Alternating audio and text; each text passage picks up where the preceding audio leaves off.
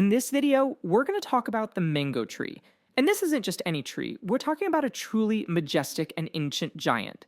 It's the source of one of the world's most beloved fruits, a living wonder that has traveled the globe, shaped entire cultures, and stood for centuries as a symbol of sweetness and life. So, what exactly makes this tree so special? Let's dive right in and start with the basics: its incredible size and some of its most fundamental characteristics. First off, a mango is an evergreen, which means it keeps that beautiful, lush canopy all year long. It's held in place by a massive taproot that can dive 6 meters straight down into the earth. But what's truly mind blowing is its lifespan. These trees can live and produce fruit for over 300 years. Just imagine that. Some of these trees were already ancient when our great grandparents were born. And to give you a real sense of its size, a fully grown mango tree can tower up to 40 meters tall. That's about the same height as a 13-story building. We're talking about a true giant of the plant world.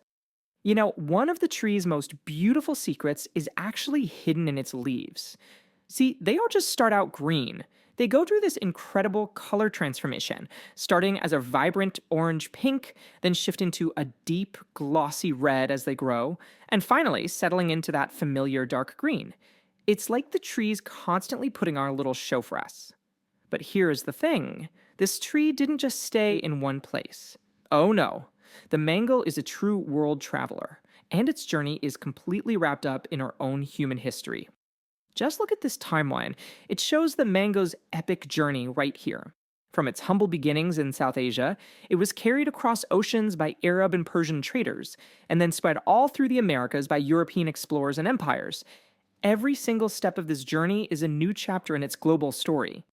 And all that traveling brings us to today. India is by far the biggest producer in the world, growing almost half of all mangoes. But here's the really interesting part. They consume most of that massive harvest themselves. That just tells you how incredibly deep its cultural roots are there. So, what does it actually take for one of these magnificent trees to thrive and produce that delicious fruit we all love? Let's take a look at the specific conditions it needs. Well, the most important thing for a mango tree is the climate. It's a real creature of the sun. It only thrives in these warm, frost-free tropical and subtropical parts of the world. After its small, fragrant flowers get pollinated by insects, you have to be patient. It takes a solid 4 to 5 months for that fruit to fully ripen. You know, all this talk about a tree's life brings up a really common question. How in the world do you figure out how old a tree is without, cutting it down to count the rings? Well, turns out there's a surprisingly simple way to get a pretty good estimate. And it all starts with a simple tool, a measuring cane. Yep, that's it. The first step is just to measure the circumference of the tree's trunk, about 1.5 meters up from the ground. Okay, so once you have that number, you just divide it by pi. That's 3.14 to get the diameter. The last step is to multiply that diameter by something called a growth factor.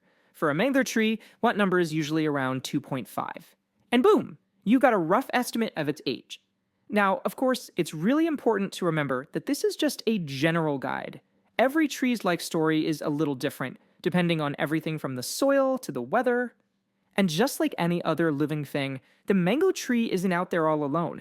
It's part of a really complex ecosystem, with natural enemies that won't harm it and some helpful allies that have its back. So on one side, you've got the foes, pests like fruit flies and leaf weppers that can do some real damage. But the tree also has some powerful friends.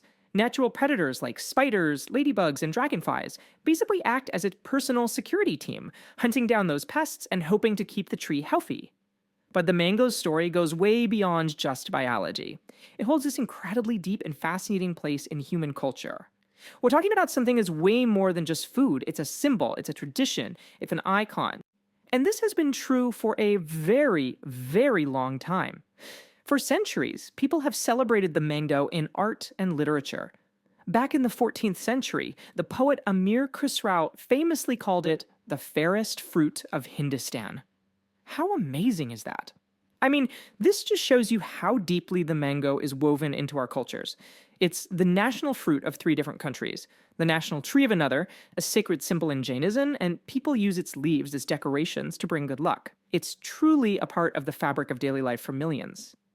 Alright, let's wrap this up with some rapid-fire fun facts. First up, Think there are just a few kinds of mango? Nope. There are over 500 different varieties grown across the globe. Next, let's talk fashion. You know that famous swirling paisley pattern?